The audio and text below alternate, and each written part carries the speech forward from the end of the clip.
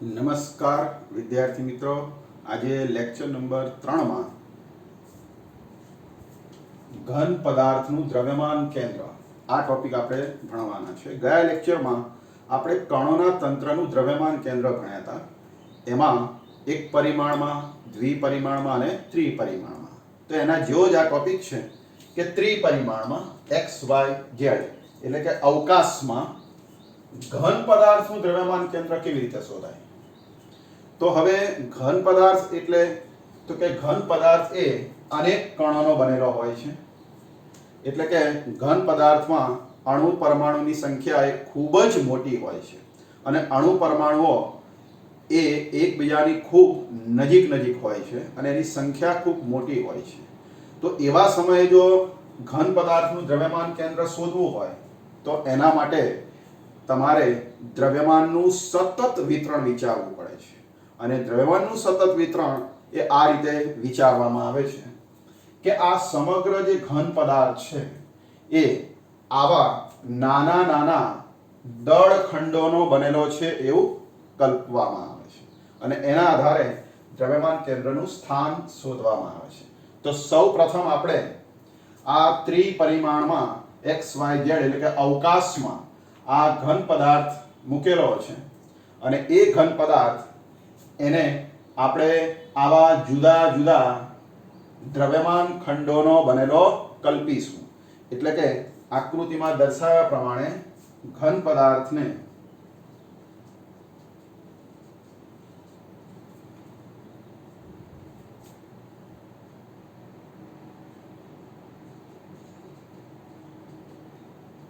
દળ ખંડોનો બનેલો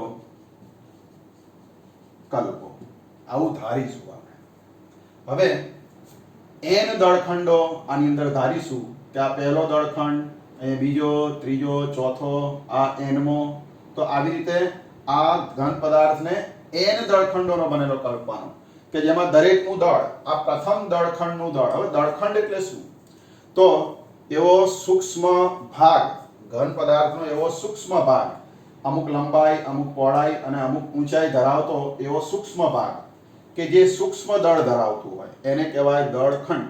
ખંડ એટલે નાનો વિભાગ અને દળ ધરાવતો નાનો વિભાગ એને કહેવાય દળખંડ, જેને ડેલ્ટા m1 વડે દર્શાવીશું. એટલે કે આ ઘન પદાર્થ એના દળખંડો એટલે કે ડેલ્ટા m1, ડેલ્ટા m2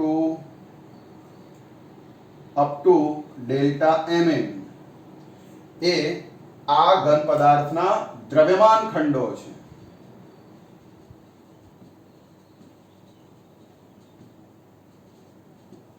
હવે આ જે દ્રવ્યમાન ખંડો છે એમાં કોઈ એક દ્રવ્યમાન ખંડ ધારી લો.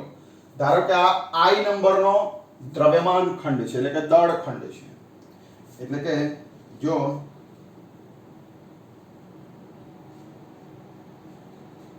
I માં દળખંડનું દળ એ ડેલ્ટા mi હોય તથા તેનું સ્થાન એટલે કે આની જગ્યા xy yi zi એટલે કે તેનું સ્થાન xi yi અને ઝેડાઈ હોય તો આ દળખંડ જે I નંબરનો છે એનું દળ જો ડેલ્ટા mi ધારીએ અને એનો સ્થાન સદિશ xi yi ઝેડાઈ ધારે એનું સ્થાન, તો આ ઘન પદાર્થનું દ્રવ્યમાન કેન્દ્ર એક એવું બિંદુ હશે કે જેને આપણે અહીંયા C વડે દર્શાવીશું, સેન્ટર, અને એના યામ xy z હશે. એટલે કે તો ઘન પદાર્થનું દ્રવ્યમાન કેન્દ્ર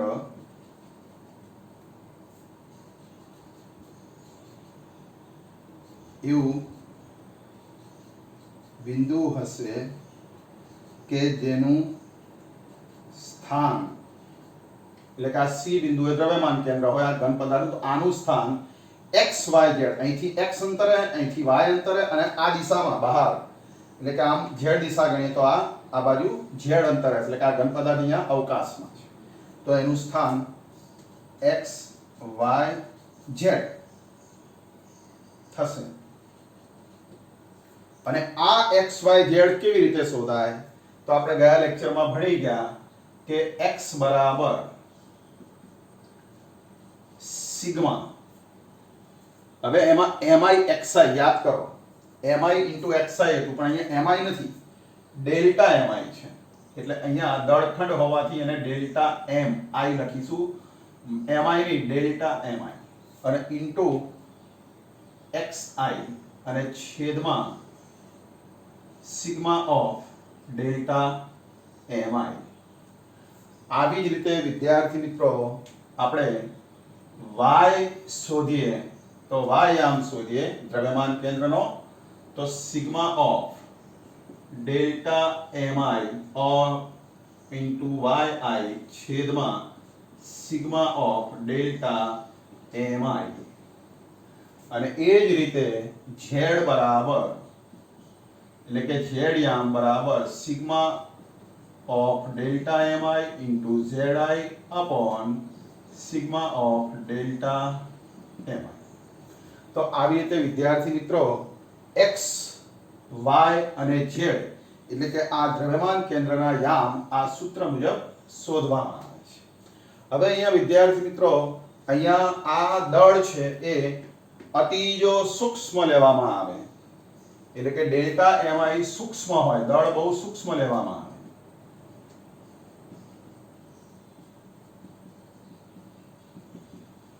દરેક દળખંડ એ બહુ જ નાનો હોય, તો આ સરવાળો એટલે કે સિગ્મા ઓફ ડેલ્ટા mi અને sigma of delta mi xi, આ સરવાળો સંકલનમાં પરિણમશે, સંકલનમાં, એટલે કે અહીંયા સિગ્મા ને બદલે સંકલન નિશાની લખવામાં આવે છે, તો સરવાળો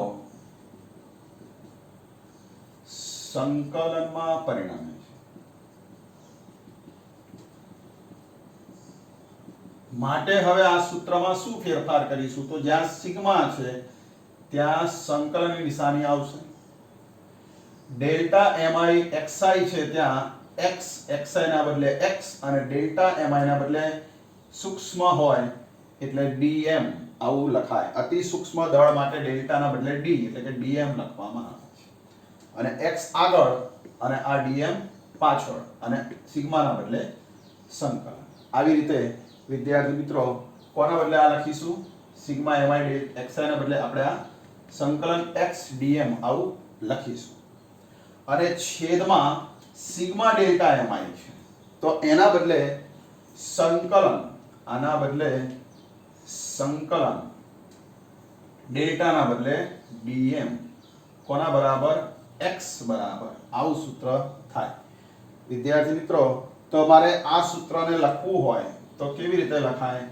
તો કે સંકલન dm નો અર્થ થાય છે કે સૂક્ષ્મ દળોનો સરવાળો, એટલે કે આ ઘન પદાર્થનું કુલ દળ, એટલે કે કેપિટલ M, એટલે સંકલન x dm ભાગ્યા કેપિટલ M. અને જો આવું ન લખવું હોય તો આને તમે આ રીતે પણ લખી શકો છો. ધારો કે આને m એકના છેદમાં લખીએ તો સંકલન x dm આવું પદ લખાય. આવી જ રીતે વિદ્યાર્થી મિત્રો અહીંયા જ્યાં જ્યાં સિગ્મા આવે છે ત્યાં બધે સંકલન લખતા અને સંકલન dm ને બદલે m લખતા આ સૂત્ર થશે y બરાબર 1/m સંકલન y dm અને z બરાબર 1/m સંકલન z dm. તો વિદ્યાર્થી મિત્રો તમને ખ્યાલ આવી ગયો હશે કે આ x y અને z એ કેવી રીતે શોધાય સંકલનના સ્વરૂપમાં. હવે વિદ્યાર્થી મિત્રો આપણે જે દ્રવ્યમાન કેન્દ્ર છે તેનો સ્થાન સદિશ એ r હોય છે. દ્રવ્યમાન કેન્દ્રનો સ્થાન સદિશ શું હોય છે? r. એટલે સદિશ સ્વરૂપમાં જો આ લખવું હોય એટલે કે દ્રવ્યમાન કેન્દ્ર નો સ્થાન સદિશ r હોય તો તમે જાણો છો કે સદિશ r બરાબર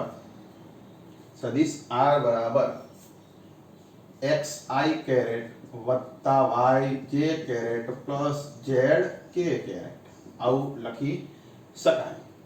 એટલે કે અહીંયા આજે x y અને z ની કિંમતો જો અહીંથી આ પદમાં મૂકવામાં આવે તો સૂત્ર શું થાય? તો x ને બદલે 1/m સંકલન x dm અને into i caret plus y ને બદલે 1/m સંકલન y dm j caret plus 1/m સંકલન z dm k caret.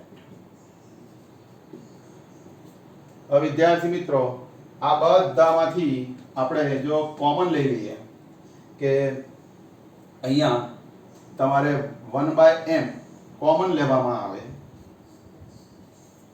1/m common લેવામાં આવે તો બાકીના જે પદ વધશે x dm સંકલન y dm સંકલન z dm તો એમાં સંકલન ઓફ સદિશ r એટલે કે અહીંયા સદિશ r અને ઇન્ટુ dm જો સંકલન બી કોમન લઈએ અને અંદર વધશે xi yj અને zk એને r સદિશ કહેવાય અને પાછળ જે dm છે એ અહીંયા કોમન લઈને પાછળ રાખેલો છે. ટૂંકમાં સંકલન અને dm કોમન લેતા અંદરનું પદ r થઈ જશે. એટલે કે સૂત્ર થશે સદિશ r બરાબર 1/m સંકલન સદિશ r dm. તો વિદ્યાર્થી મિત્રો તમારે ઘન પદાર્થના દ્રવ્યમાન કેન્દ્રનું સ્થાન શોધવું હોય તો આ સૂત્રનો ઉપયોગ કરીને શોધી શકો છો અથવા આ સૂત્રનો ઉપયોગ કરીને પણ શોધી શકો છો x y અને z. તો આ સદિશ સ્વરૂપમાં છે અને આ ઘટક સ્વરૂપમાં એટલે કે અદિશ સ્વરૂપમાં છે. તો દ્રવ્યમાન કેન્દ્રનું સ્થાન અદિશ સ્વરૂપમાં x y z શોધીને પણ તમે નક્કી કરી શકો છો અથવા સદિશ સ્વરૂપમાં આ સૂત્રનો ઉપયોગ કરીને પણ દ્રવ્યમાન કેન્દ્ર શોધી શકો છો. હવે હમણાં આપણે જે વાત કરી કે ઘન પદાર્થનું જે દ્રવ્યમાન કેન્દ્ર છે એ c વડે દર્શાવાય. હવે ઉગમ બિંદુથી એનું અંતર r હતું. જો ઉગમ બિંદુ એ દ્રવ્યમાન કેન્દ્ર પર લેવામાં આવે એટલે કે દ્રવ્યમાન કેન્દ્ર પર જો ઉગમ બિંદુ લેવામાં આવે ત્રણેય અક્ષોનું તો અહીંયા r નું મૂલ્ય એ 0 થઈ જાય. એટલે કે જો ઉગમ બિંદુ દ્રવ્યમાન કેન્દ્ર પર લેવામાં આવે શું થશે કે r બરાબર 0 થશે.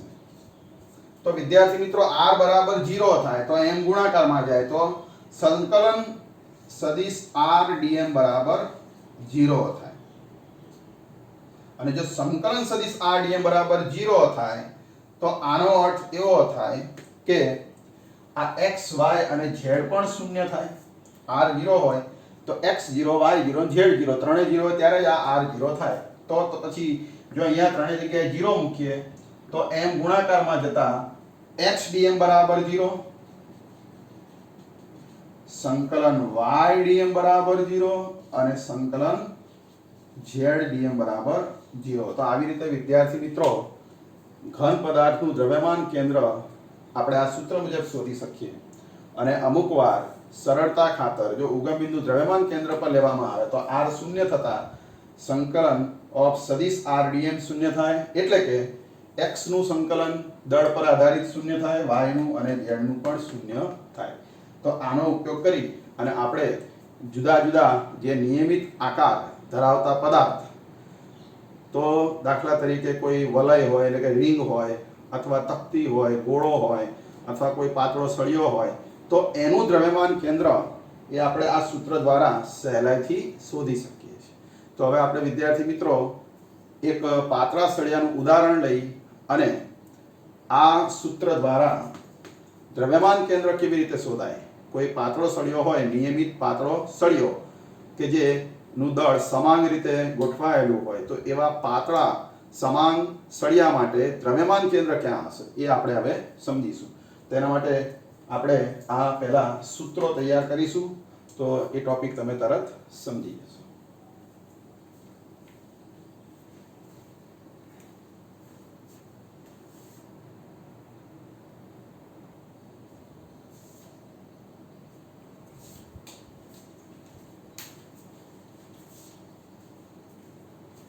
ચલો વિદ્યાર્થી મિત્રો, આપણે નિયમિત ઘનતાવાળા પાતળા સળિયાનું દ્રવ્યમાન કેન્દ્ર શોધીશું. જે આપણે આગળ સૂત્ર ભણી ગયા એ સૂત્રનો ઉપયોગ કરીને, સંકલનના સૂત્રનો ઉપયોગ કરી અને પાતળા સળિયાનું દ્રવ્યમાન કેન્દ્ર આપણે શોધીશું. તો જુઓ આકૃતિમાં આ એક પાતળો સળિયો છે કે એની લંબાઈની સાપેક્ષમાં જે આડછેદ છે એ ખૂબ જ નાનો છે, એટલે આને કહેવાય કે પાતળો સળિયો. અને નિયમિત ઘનતાવાળો એટલે કે આનું દળ વિતરણ આમાં નિયમિત રીતે થયેલું છે, એટલે કે દળનું વિતરણ બધે એક સરખું થયેલું છે, નથી આ ભાગ જાડો કે નથી આ ભાગ જાડો, દરેક ભાગમાં દ્રવ્યનું વિતરણ એક સરખી રીતે થયેલું છે. હવે દ્રવ્યમાન કેન્દ્ર એ ક્યાં હશે તો આપણે અહીંયા C વડે દર્શાવ્યું છે. સાબિત કરવું છે કે દ્રવ્યમાન કેન્દ્ર અહીંયા મધ્યમાં હશે. આપણે એવું સાબિત કરવું છે કે આ નિયમિત ઘનતાવાળા પાતળા સળિયાનું દ્રવ્યમાન કેન્દ્ર એ તેના ભૌમિતિક કેન્દ્ર પર છે, એવું આપણે સાબિત કરવું છે, એટલે કે મધ્યમાં છે, સળિયાની મધ્યમાં છે. ચલો એ સાબિત કરવા આપણે સૌપ્રથમ ધારીશું કે આપેલ સળિયાનું દળ m અને લંબાઈ l છે. ધારો કે નિયમિત ઘનતાવાળા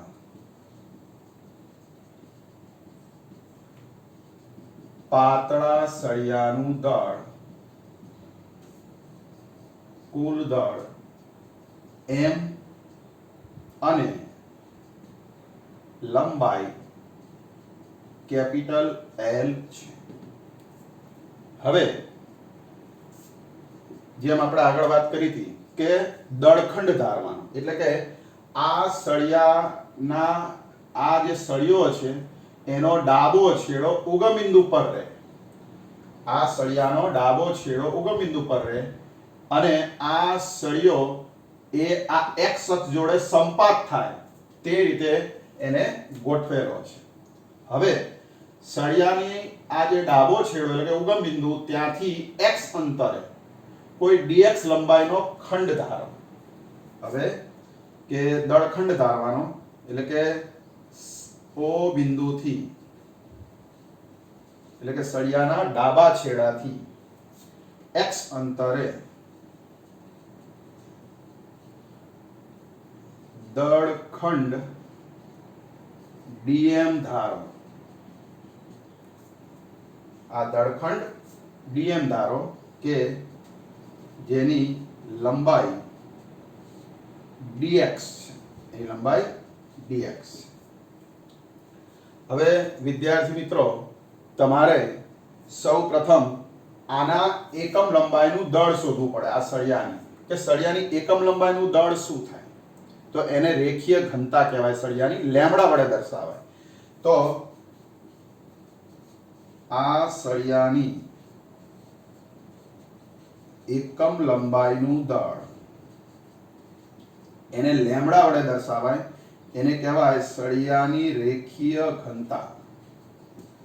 રેખાની એકમ લંબાઈ દીઠ દળ એટલે કે રેખીય ઘનતા. સળિયો એટલે રેખા, રેખાની એકમ લંબાઈ દીઠ દળ એટલે એને કહેવાય કે રેખીય ઘનતા લેમ્બડા. આ લેમ્બડા વડે એને દર્શાવાય. હવે તમે જ વિચારો કે મારા આની એકમ લંબાઈનું દળ શોધવું હોય સળિયાની, તો ત્રિરાશિ મૂકો કે l લંબાઈનું દળ m, l લંબાઈનું દળ m, તો એકમ લંબાઈનું કેટલું તો m ભાગ્યા l. ખ્યાલ આવે છે કે l લંબાઈનું દળ જો m થાય તો એકમ લંબાઈનું દળ કેટલું ત્રિરાશિ મૂકતા m ગુણ્યા 1 ભાગ્યા l એટલે કે m બાય l. તો આનો અર્થ થાય છે એકમ લંબાઈ દીઠ દળ સળિયાની લેમ્બડા વડે એને દર્શાવાય. એટલે આ સળિયાની એકમ લંબાઈ દીઠ દળ લેમ્બ બાય l થશે. હવે અહીંયા કેટલી લંબાઈ ધારી છે આપણે dx લંબાઈ, તો મારે dx લંબાઈનું દળ શોધવું હોય તો કેટલું થાય? તો કે એકમ લંબાઈનું દળ m/l, તો સળિયાની dx લંબાઈનું દળ, જેને આપણે dm નામ આપ્યું છે, તો કેટલું થશે? તો લેમ્ડા ગુણ્યા d લેમ્ડા ગુણ્યા dx. લેમ્ડા એટલે m/l ગુણ્યા dx. તો આને કહેવાય કે દળ dm. હવે આપણે વિદ્યાર્થી મિત્રો યાદ કરો કે દ્રવ્યમાન કેન્દ્ર શોધવાનું સૂત્ર, અહીંયા સળિયો x દિશામાં છે, એટલે કે x અક્ષ ઉપર છે, એટલે એના y અને z યામ શૂન્ય થશે. એટલે આપણે પાતળો સળિયો છે એટલે આપણે y અને z શૂન્ય લઈશું, એટલે માત્ર x શોધીશું. x એ દ્રવ્યમાન કેન્દ્રનું સ્થાન, કે આ સળિયાનું જે દ્રવ્યમાન કેન્દ્ર છે એ o થી x અંતરે છે, કેપિટલ X એવું ધારીએ આપણે. તો x બરાબર આપણે સૂત્ર ભણી ગયા. શું હતું સૂત્ર? 1/m સંકલન x dm. યાદ કરો વિદ્યાર્થી મિત્રો, આપણે આ સૂત્ર હમણાં સાબિત કર્યું. હવે આ સૂત્રમાં dm ની કિંમત સમીકરણ 1 માંથી dm ની કિંમત સમીકરણ 2 માં મૂકતા.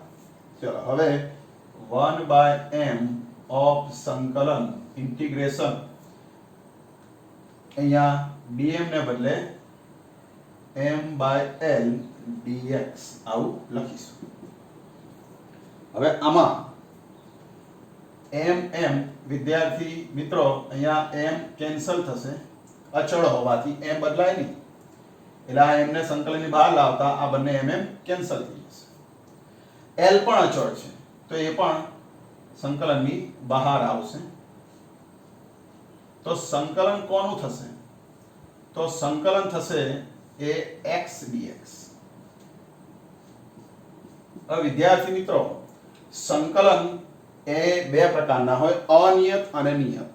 અનિયત એટલે ગમે ત્યાંથી શરૂ કરીને ગમે ત્યાં infinity to infinity, minus infinity to plus. પણ નિયત એટલે અમુક ચોક્કસ જગ્યાએથી શરૂ કરીને અમુક ચોક્કસ જગ્યા. હવે સળિયાની લંબાઈ ચોક્કસ છે, l લંબાઈનો ચોક્કસ સળિયો છે, તો તમારે આ સંકલન પણ ચોક્કસ કરવું પડે, એટલે કે નિયત કરવું પડે, ચોક્કસ. તો પછી તમારે અહીંયા બાઉન્ડ્રી લખવી પડે કે સંકલન ખરું પણ ક્યાંથી ક્યાં? તો ડાબા છેડાથી જમણા છેડા સુધી, એટલે કે 0 to l લંબાઈ છે, એટલે 0 થી l, એટલે અહીંયા બાઉન્ડ્રી 0 થી l આવું લખવું પડે. એવી રીતે અહીંયા પણ આપણે અહીંયા 0 થી l બાઉન્ડ્રી સંકલનની નીચે અને ઉપર લખવી પડે. હવે આ x નું સંકલન શું થાય? તો વિદ્યાર્થી મિત્રો તમે સંકલનના સૂત્રો ભણ્યા હશો. સંકલનનું એક સૂત્ર છે કે x⁻n of dx, એટલે કે જો તમે x ની n ઘાતનું x ની સાપેક્ષે સંકલન કરો તો આ ઘાતમાં 1 નો વધારો થાય અને છેદમાં એ ઘાત વડે એને ભાગવું પડે. એટલે કે x ની n ઘાતનું સંકલન n+1 upon n+1. માની લો કે અહીંયા એક ઘાત હોય તો 1+1 એટલે x ની 2/2.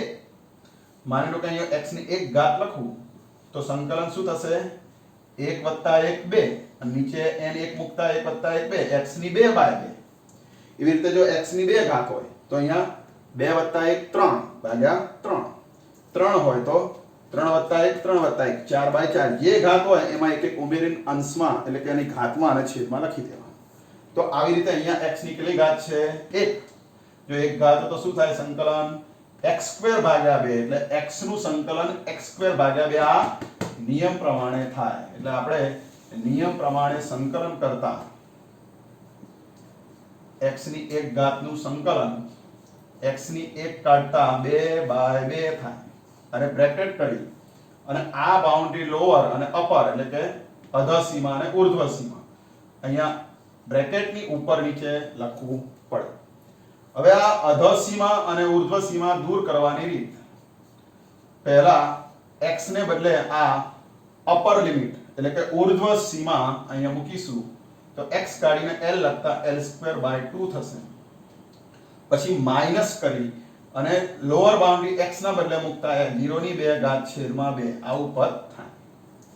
ફરી l અંશમાં અહીંયા x ને બદલે l મૂકતા l²/2 અને માઈનસ લોઅર બાઉન્ડ્રી મૂકતા 0²/2 એટલે અહીંયા 0 નો ભાગ્યા 2 એટલે 0 એટલે l²/2 એક l ઉપર નીચે કટ થઈ જાય એટલે l/2 એટલે એનો મતલબ શું થયો કે દ્રવ્યમાન કેન્દ્ર એ l/2 અંતરે હશે l લંબાઈના સળિયાનું દ્રવ્યમાન કેન્દ્ર l/2 અંતરે હશે એટલે અહીંથી l/2 એટલે ક્યાં આવે સળિયાની મધ્યમાં આખું l હોય તો આ l/2 એટલે x બરાબર l/2 નો અર્થ થાય કે x અક્ષ ઉપર જો સળિયો ગોઠવેલો હોય l લંબાઈનો તેનું દ્રવ્યમાન કેન્દ્ર એ l/2 અંતરે હશે એટલે કે સળિયાના મધ્યમાં હશે તો આવી રીતે આપણે પરીક્ષાની અંદર પ્રશ્ન પૂછાય કે નિયમિત ઘનતાવાળા સળિયાનું દ્રવ્યમાન કેન્દ્ર શોધો તો આ આકૃતિ દ્વારા l લંબાઈના સળિયાનું દ્રવ્યમાન કેન્દ્ર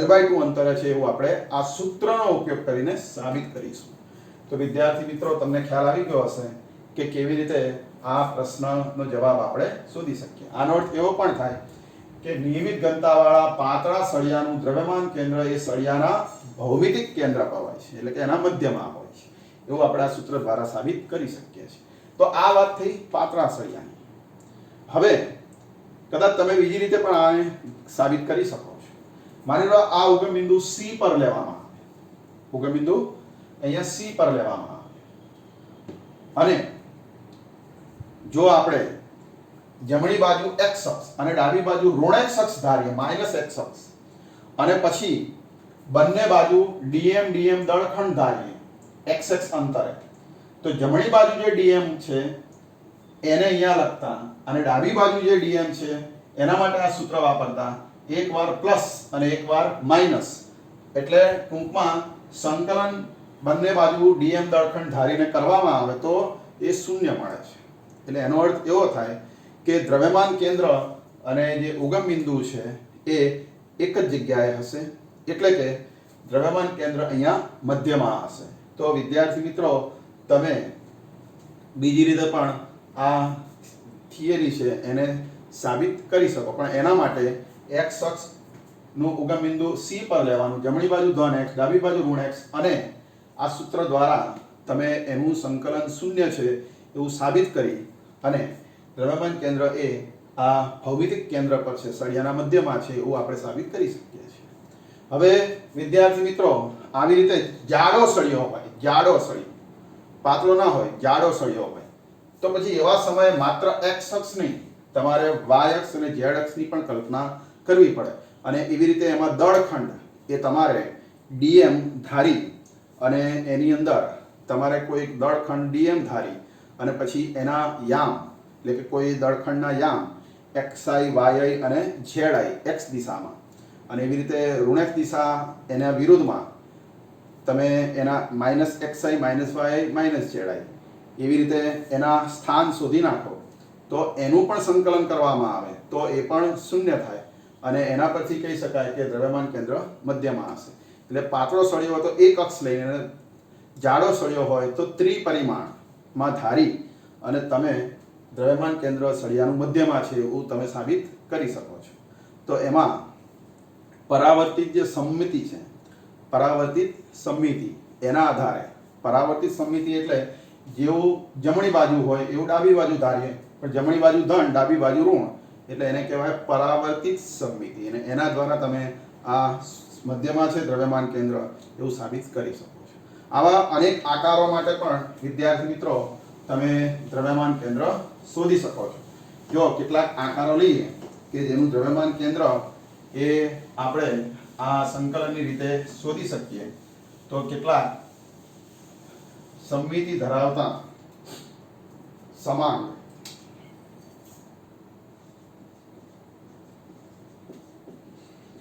સમમિતિ ધરાવતા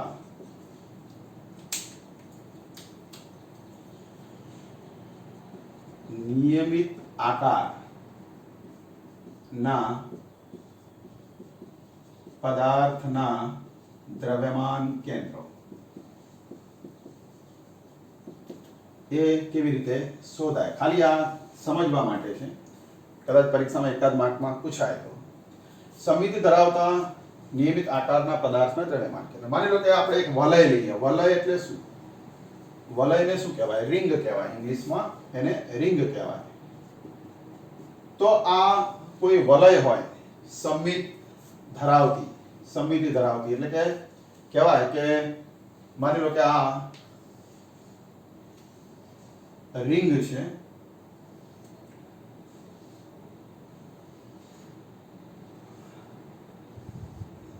સમાંગ અને નિયમિત. સમાંગ એટલે જેમાં દ્રવ્યનું વિતરણ બધે એક સરખું થયું હોય, તો આને કહેવાય કે સમાંગ અને નિયમિત આકાર ધરાવતી આ રિંગ વલય. હવે આનું દ્રવ્યમાન કેન્દ્ર ક્યાં હશે? તો આનું દ્રવ્યમાન કેન્દ્ર, વિદ્યાર્થી મિત્રો, આનું દ્રવ્યમાન કેન્દ્ર ક્યાં હશે? તો અહીંયા બધે જ દ્રવ્યનું વિતરણ એક સરખી રીતે થયેલું હશે. એક સરખી રીતે બધે જ દ્રવ્યનું વિતરણ બધે એક સરખી રીતે થયું હશે. હવે જો એ દ્રવ્યનું વિતરણ બધે એક સરખી રીતે થયું હોય તો પછી આ રિંગનું કેન્દ્ર છે. અહીંયા કોઈ દ્રવ્ય નથી. હવે અહીંયા તમે કોઈ ડીએમ દળનો ખંડ ધારો તો બરાબર એની સામે ડીએમ દળનો બીજો ખંડ એવો મળે કે આ બંને એકબીજાની અસર નાબૂદ કરે. એટલે કે તમે કોઈ અક્ષની કલ્પના કરો તો આમ ધન x અક્ષ, આમ ઋણ x અક્ષ, તો આનું સંકલન ધન, આનું સંકલન ઋણ ને સરવાળો કરો તો 0. એટલે આ બંનેના કારણે, આ બંનેના સંકલનનો ફાળો એ દ્રવ્યમાન કેન્દ્ર શોધવામાં શૂન્ય થઈ જાય. એવી રીતે આની સામે અહીંયા, આની સામે અહીંયા, આની સામે અહીંયા, તો સમગ્ર રિંગના કારણે જો દ્રવ્યમાન કેન્દ્ર શોધવામાં આવે, અહીંયા દ્રવ્યમાન કેન્દ્ર શોધવામાં આવે તો એ ક્યાં મળે? રિંગના કેન્દ્ર ઉપર. આ રિંગના કેન્દ્ર ઉપર એટલે ટૂંકમાં રિંગના કેન્દ્રને આપણે O વડે દર્શાવીએ તો O પર દ્રવ્યમાન કેન્દ્ર મળે. એટલે કે નિયમિત ઘનતા ધરાવતી રિંગનું દ્રવ્યમાન કેન્દ્ર એ રિંગના ભૌમિતિક કેન્દ્ર પર હોય. આ રિંગનું ભૌમિતિક કેન્દ્ર કહેવાય. તમે ભૌમિતિની રીતે જો આનું કેન્દ્ર શોધો રિંગનું તો અહીંયા મળે, અને તમે આ સંકલનની મેથડથી શોધો દ્રવ્યમાન કેન્દ્ર તો પણ અહીંયા મળે. એટલે કે અહીંયા આગળ દ્રવ્યમાન કેન્દ્ર એ ભૌમિતિક કેન્દ્ર પર હશે. આ રિંગની વાત થઈ. એવી રીતે તકતી લેવામાં આવે. કોઈ તકતી, હવે તકતીનો આકાર ગમે તે હોય છે, કે વર્તુળાકારે તકતી હોય અને ત્રિકોણાકાર પણ તકતી હોય. ધારો કે આ કોઈ ત્રિકોણાકાર તકતી છે, તો આ ત્રિકોણાકાર તકતીનું દ્રવ્યમાન કેન્દ્ર જો શોધવામાં આવે અને નિયમિત ઘનતાવાળી અને નિયમિત આકારની, તો આનું દ્રવ્યમાન કેન્દ્ર ક્યાં હશે? તો આનું દ્રવ્યમાન કેન્દ્ર એ જો અહીંથી મધ્યગા દોરવામાં આવે, ત્રિકોણની મધ્યગા, એટલે કે એક શિરોબિંદુમાંથી સામેની સપાટી પર લંબ, બીજા શિરોબિંદુ પરથી એની સામેની સપાટી પર લંબ, અને ત્રીજા શિરોબિંદુમાંથી એની સામેની સપાટી પર લંબ, તો જે મધ્ય કેન્દ્ર મળે, આ ત્રિકોણનું જે મધ્ય કેન્દ્ર મળે એ મધ્ય કેન્દ્ર પર દ્રવ્યમાન કેન્દ્ર હશે. એટલે કે ત્રિકોણાકાર તકતીનું દ્રવ્યમાન કેન્દ્ર એ ત્રિકોણાકાર તકતીના ભૌમિતિક કેન્દ્ર પર હશે. ક્યાં હશે? ભૌમિતિક કેન્દ્ર પર હશે.